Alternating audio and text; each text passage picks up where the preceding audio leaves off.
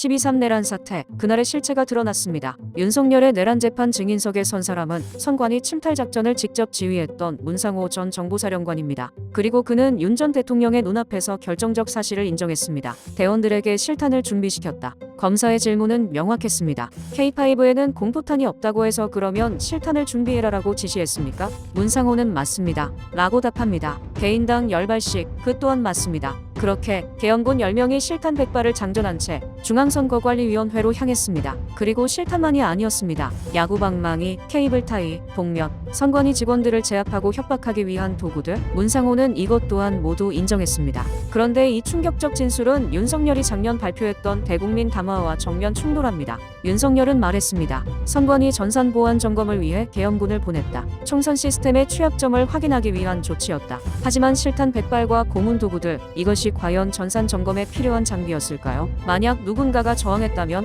예측 가능한 결론은 사살도 불사했다는 의미입니다.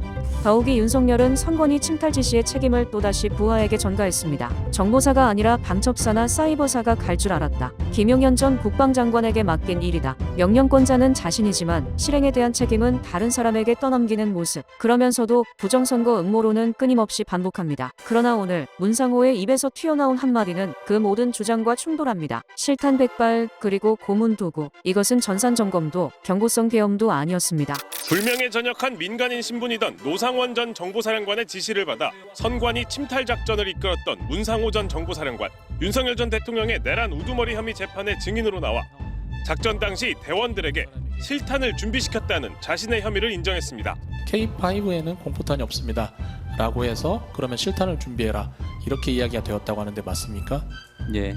그리고 개인당 10발씩 가지고 가라. 이렇게도 이야기하셨다는데 맞습니까? 예.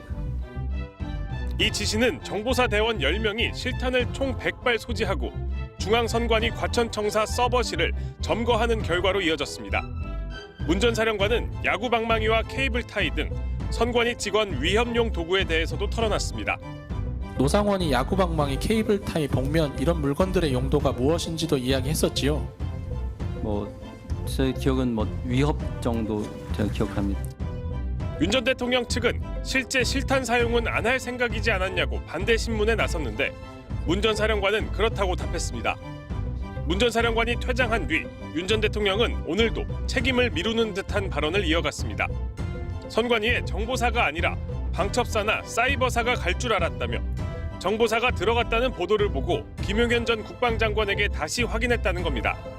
김 전 장관에게 지시한 건 선관위 방화벽 등 보안을 확인하고 점검하는 것이었다고 주장했습니다. 부정선거 음모론을 호소하면서 물리력을 사용한 선관위 직원 고문 계획에는 선을 그으려는 의도로 보입니다. 이후 증인은 11월 17일 롯데리아 안산 상록수점에서 노상원 정모대령을 만난 사실이 있지요. 예. 김모대령도 그날 오기로 되어 있었는데 증인과 노상원이 떠난 다음에야 도착해서 증인은 그날 김모대령은 보지 못하셨지요. 예. 그날 노상원이 부정선거 관련자들을 조사할 것이다 이런 이야기 했었지요. 네, 기억납니다. 구체적으로 그와 관련해서 노상원이 했던 이야기 기억나시는 게 어떻습니까? 구체적인 기억 없습니다. 부정선거 관련해서 내가 조사하면 다 이야기할 거야 이런 이야기 기억난다고 지난 증언 때 말씀하셨는데 맞습니까? 예, 그 정도 기억합니다. 기성은 그 정도. 예. 정모대령은 2025년 4월 10날 김용현 등 사건의 재판 증인으로 나와서 노상원이 부정선거와 관련된 놈들 다 잡아서 족치면 부정사실이 확인될 것이다 이렇게 이야기하면서 야구방망이, 케이블 타이, 복면 등을 잘 준비해둬라 이렇게 말한 사실이 있다고 증언했는데 기억 안 나십니까? 도구 준비 언급한 것은 제가 기억납니다. 근데 그렇게 자세한 기억은 없습니다. 노상원이 야구방망이, 케이블 타이, 복면 이런 물건들의 용도가 무엇인지도 이야기했었지요. 제 기억은 위협 정도 제가 기억합니다. 위협 관련된 이야기를 하면서 물품을 언급했던 것으로 기억하십니까? 예. 정모대령은 2025년 4월 18일 증인으로 출석해서 증언을 할 때 노상원이 야구방망이로 위협하면 다 분다라고 했고 야구방망이를 내 책상 위에 올려둬라 이렇게도 말했다고 증언했습니다. 증인도 들은 바 있으십니까? 명확하지 않습니다. 들은 기억은 있으신가요? 아니요, 명확하지 않습니다. 왜냐하면 제가 계속 말씀드렸지만 좀 황당하고 어이가 없어가지고 사실 저는 그냥 흘려듣고 말았고 그렇기 때문에 명확하지 않습니다. 증인이 느끼시기로는 황당한 느낌으로 받아들이셔서 예. 집중해서 듣지 않으셨다는 말씀이신가요? 맞습니다. 예. 그날 노상원이 정모대령이 어떻게 준비하고 있는지 준비 상황을 물었고 정모대령이 제대로 준비를 안 하고 있다는 이유로 노상원이 꽤 화를 내며 정모대령을 질책하기도 했다는데 맞습니까? 그런 분위기였던 거는 기억납니다. 11월 17일 그 자리에서는 노상원이 먼저 자리를 이석했고 그 후 증인이 정모대령에게 일단 먼저 물건을 사면 내가 비용을 보전해주겠다. 장관님 지시니까 따라야 하지 않겠냐 이렇게 말한 사실은 있으시지요? 네, 어쩔 수 없이 따라야 됐기 때문에 그냥 형식적으로 그냥 얘기했습니다. 노상원 기록 순번 624번 기록 6081조 정모대령이 구매한 물품 사진 제시했습니다. 증인 이 사진은 정모대령이 실제로 구매한 물품을 촬영해서 제출한 사진입니다. 이와 같이 정모대령은 노상원의 지시대로 야구방망이, 포승줄, 가위, 송곳, 케이블 타이, 니퍼, 복면으로 쓸 신발 주머니 등을 구입했는데 알고 계시지요? 예, 그 노상원의 전화를 받고 고동이 계획처장과 서지훈 작전과장을 불러서 출동 한 개 팀을 꾸리도록 지시했지요. 예. 증인이 당시 계획처장과 작전과장에게 팀을 꾸리도록 지시하면서 말씀하셨던 구체적 내용 중에 기억나는 건 어떻습니까? 지시하신 내용 묻는 예, 겁니다. 다 이미 다 뭐 진술 다 하고 한 내용들인데요. 네, 진술했던 내용이 있긴 한데요. 이게 법정에서도 다시 한번 기억나는 대로 증언을 하시도록 되어 있어서 여쭙는 겁니다. 기억나시는 범위에서 말씀하시면 됩니다. 세부적 얘기는 뭐 굳이 할 필요 없을 것 같습니다. 그럼 고동희 처장은 7월 3일 이 법정에 증인으로 나와서 증인으로부터 지시받았던 내용에 대해 참모부에서 소령급 인원으로 8명을 선발해라. 오늘부터 목요일 사이 야간에 긴급히 출동한 일이 있을 것이다. 이렇게 지시를 받았다고 하는데 맞습니까? 네, 그리고 상부의 지시로 상급부대 검열을 나갈 것 같다라는 이야기도 들었다는데 맞습니까? 예, 장거리 출단한 휴가 계획이 없는 인원으로 선발하고 오늘 주간 중에는 차량을 준비해둬라. 이런 지시도 받았다고 하는데 맞지요? 그거는 잘 모르겠습니다. 그건 기억이 명확하지 네. 않으신가요? 고동희 처장과 서지훈 과장에게 팀을 꾸리도록 지시하면서 상급부대 검열을 나갈 것 같다고 말씀하셨던 이유가 있으신가요? 네, 그 뭐 지시를 받긴 했지만 저게 실현 가능성이 있을까라는 생각을 실현 가능성이 없다는 생각을 많이 했기 때문에 굳이 제가 뭐 그걸 얘기할 필요도 없었고 그래서 일단 그냥 둘러대셨다는 말씀이시나요? 예, 상급부대 검열이나 훈련 정도 있을 수 있다라고 얘기하고 사실 그렇게 일단 준비를 했습니다. 두 사람이 상급부대 검열이 무엇입니까? 이렇게 증인에게 여쭙진 않았습니까? 저도 모르는 상황, 사실 모른다고 이렇게 답을 할 수 없는 상황이었기 때문에 네. 예, 그러니까 물었는데 증인이 모르겠다라고 하셨다는 걸까요? 그 기억 없습니다. 그 기억이 뭐 잘 안 나시나요? 네. 당시 증인이 복장과 무장 상태에 관한 지시도 했었다고 하는데 기억나십니까? 예, 어떻게 하셨습니까? 뭐 단독군장, 그다음에 권총휴대 뭐 이렇게 뭐 이런 얘기를 했던 걸로 같습니다. 전투모에 전투조끼를 착용하고 권총을 휴대하라 이렇게 말씀하셨다고 하는데 맞습니까? 예, 처음에는 공포탄을 준비하라고도 하셨다고 하는데 맞습니까? 예, 그러자 작전과장이 K5에는 공포탄이 없습니다 라고 해서 그러면 실탄을 준비해라 이렇게 이야기가 되었다고 하는데 맞습니까? 예, 그리고 개인당 10발씩 가지고 가라 이렇게도 이야기하셨다는데 맞습니까? 예. 자, 어제 문상호 전 사령관이 내란수계 재판에 증인 출석을 했습니다. 그렇습니다. 문상호 전 정보사령관이 어제 윤석열 내란 우두머리 혐의 재판의 증인으로 나와 계엄 당일 대기 병력의 실탄을 준비시켰다고 증언했습니다. 자, 이 영상 한번 봅시다. 장관님께서 하신 말씀은 노상원 하는 일 잘 도와라. 비상계엄 선포 당일인 12월 3일 오전 10시경 증인은 노상원으로부터 전화를 받은 적 있으시지요? 예. 야간에 상황이 있을 수 있으니까 한 개 팀을 좀 대기를 시켜라. 당시 증인이 복장과 무장 상태에 관한 지시도 했었다고 하는데 기억나십니까? 예. 단독군장, 그다음에 권총. 전투모에 전투조끼를 착용하고 권총을 휴대하라 실탄을 준비해라 개인당 10발씩 가지고 가라 이렇게도 이야기하셨다는데 맞습니까? 예. 자, 김영현이 민간인 노상원의 지시를 받으라고 했고 그리고 실탄을 지급했다. 네. 현역 장군이 왜 민간인 지시를 받고 그리고 선관위에 가면서 공무원들이 있는 곳인데 왜 실탄을 가져갑니까? 그러니까요. 소주도 안 읽어보면 상황이 발생하면서 총을 쐈을 거란 소리예요. 윤석열은 어차피 계엄 금방 해제할 거라고 했는데 입만 열면 거짓말. 아무리 생각해도 하늘이 도왔어요. 우리 모두가 맞습니다. 무사했던 거는. 자, 이어지는 증언도 있거든요. 이것도 좀 들어봅시다. 같은 날 오후 13시경 다시 노상원으로부터 전화를 받은 적 있으시지요? 예, 야간에 상황이 있을 수 있으니까 선발한 의원들을 소집을 좀 시켜서 며칠 대기할 수 있게 해라. 노상원으로부터 10시에 전화 왔을 때는 선관위 청사로 갈 선발대 꿀이라는 것이었고 13시경 전화 왔을 때는 김모 정보대령을 통해 뽑아둔 요원 40명 소집하라는 지시 맞지요?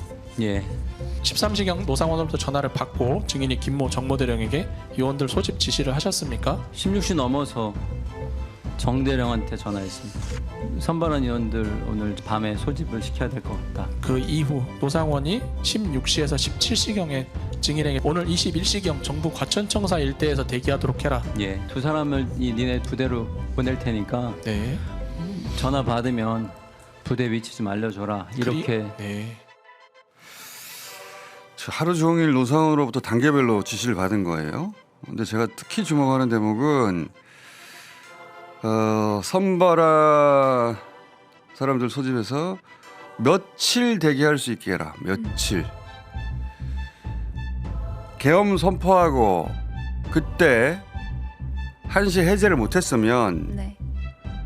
그래서 계엄군이 본회의장을 장악했으면 다음날 아침에 전국 계엄이기 때문에 전국 모든 관공서, 방송국을 계엄군 장악했을 겁니다. 네. 그게 수순인데 그럼 상황 종료되는 거예요. 주민센터 가면 군인이 있는 거예요. 그 앞에 총 들고. 법원도 마찬가지고 네. 경찰서도 마찬가지입니다. 방송국도 마찬가지고. 근데 왜 HID 비밀 요원들이 며칠씩 대기할 준비를 시켰을까요? 상황 종료됐는데. 그러니까 이 비밀 요원들이 할 일이 따로 있었다는 거예요. 그리고 이로시자 오혁진 기자가 당시 HID 요원들 취재한 바에 의하면 현역만 있었던 것도 아니고 오비도 있었고 그리고 한 장소에서만 대기했던 것도 아니고 복수의 장소에서 복수의 팀이 있었다고 하거든요. 계엄 성공이면 끝나야지 왜 오비까지 동원해서 복수로 며칠씩 대기하라고 지시를 했을까?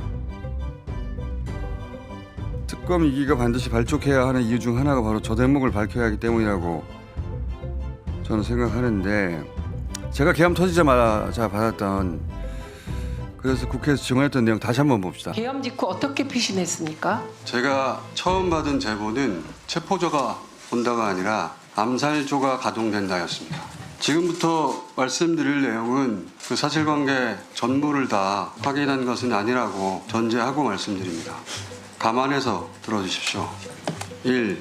체포되어 이송되는 한동훈을 사살한다. 2. 조국, 양정철, 김어준 체포되어 호송되는 부대를 습격하여 구출하는 신용을 하다 도주한다.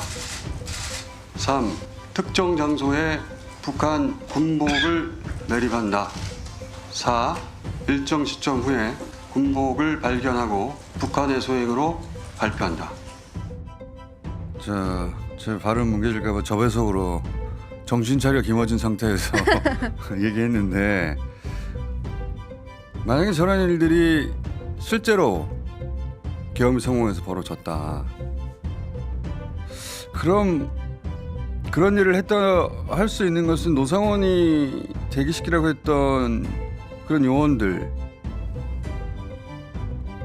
예를 들어 체포되어 이송된 한동훈을 사살하고 저와 조국 대표가 체포되어 호송되는 부대를 습격하고 도주하면서 특정 장소에 북한군 인민보호국을 매립하고 그리고 국군의 추적과 도주를 반복하고 며칠씩 언론에 나고 그러려면 며칠 걸릴 수 있잖아요. 그렇죠.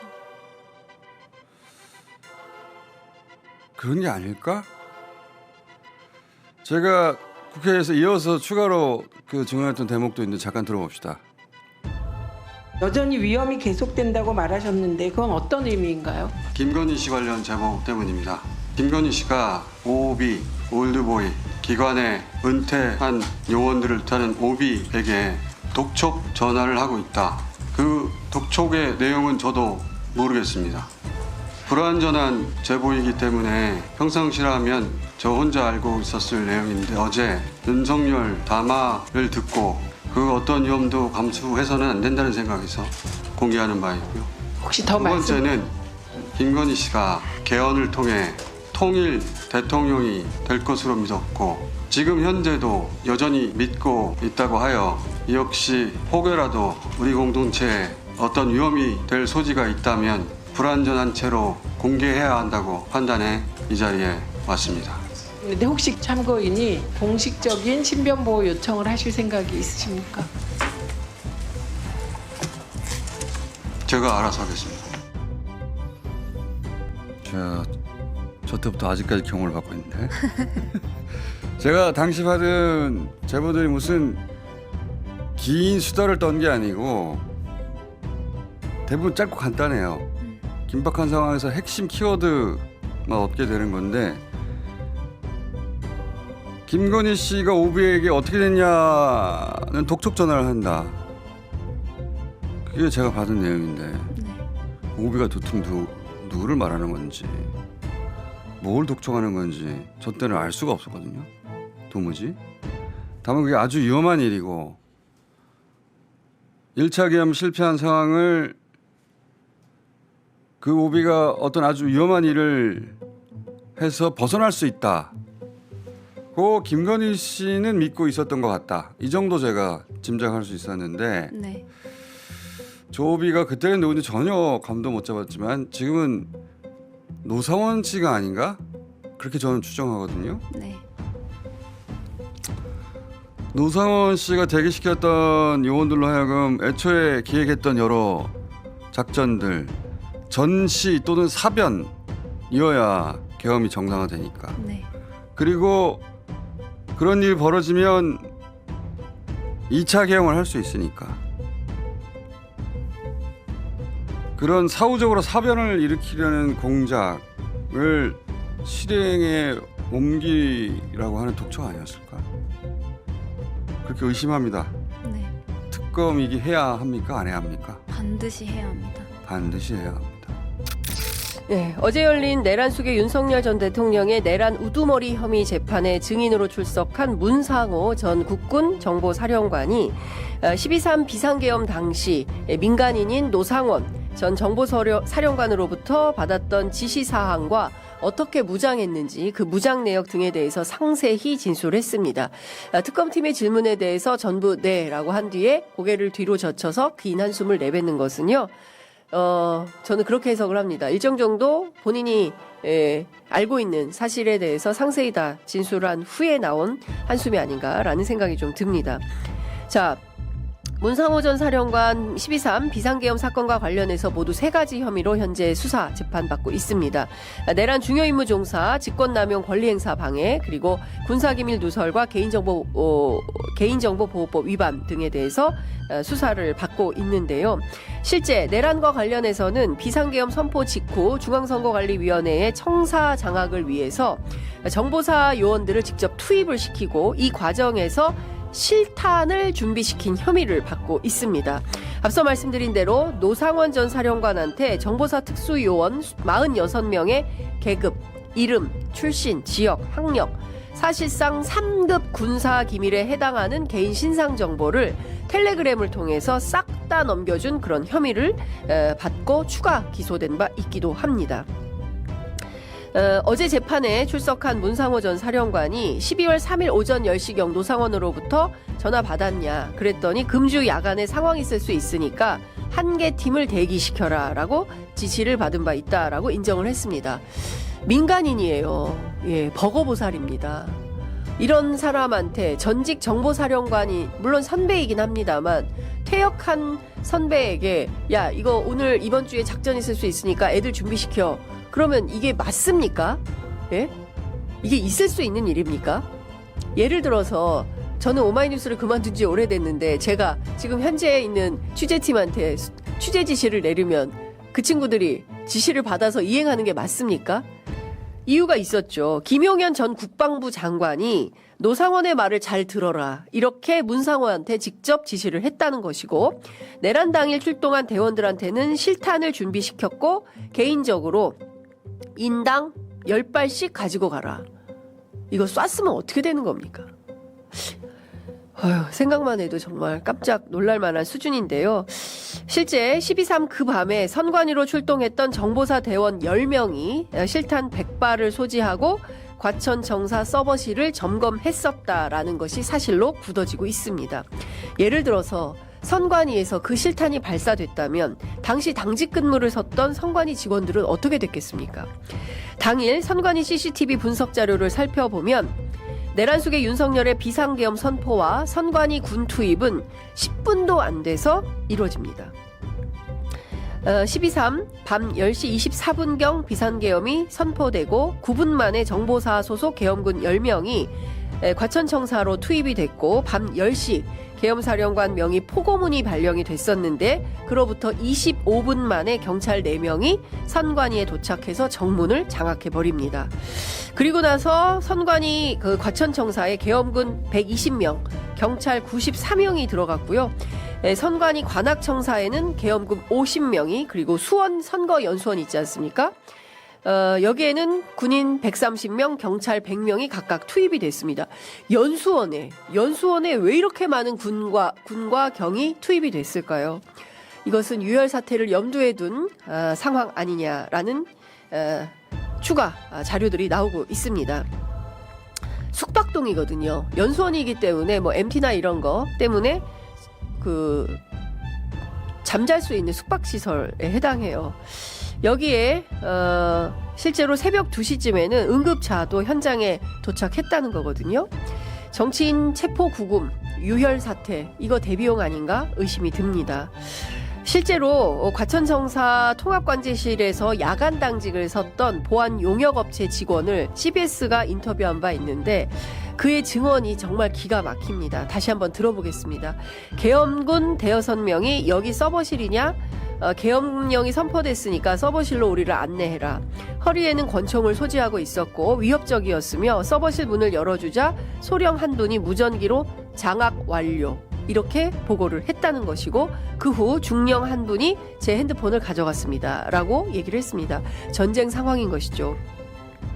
선관위에 따르면 계엄군은 야간 당직자 등 모두 5명의 휴대전화를 압수해서 외부와의 연락을 차단시켰습니다. 그리고 청사 출입을 통제하면서 당직자들의 행동을 감시했고 청사 안에서 유선전화나 컴퓨터를 사용해도 그것도 통제했다고 합니다. 화장실, 흡연장, 이동할 때도 군인이 동행했다고 합니다. 매우 심각한 상황이었다라고 볼 수가 있을 것 같습니다. 다 떠나서 대한민국은 민주공화국인데 민주공화국에는 엄연한 헌법 질서가 유지됩니다. 그런데 이런 일들이 있었습니다. 그런데도 비상계엄을 헌법 질서 유지를 위해서 발령한 거라고요. 계몽령이라고요. 그 말을 믿을 수 있습니까? 내란이 끝나지 않았음이 지금 이 순간에도 전해지고 있다라고 생각합니다.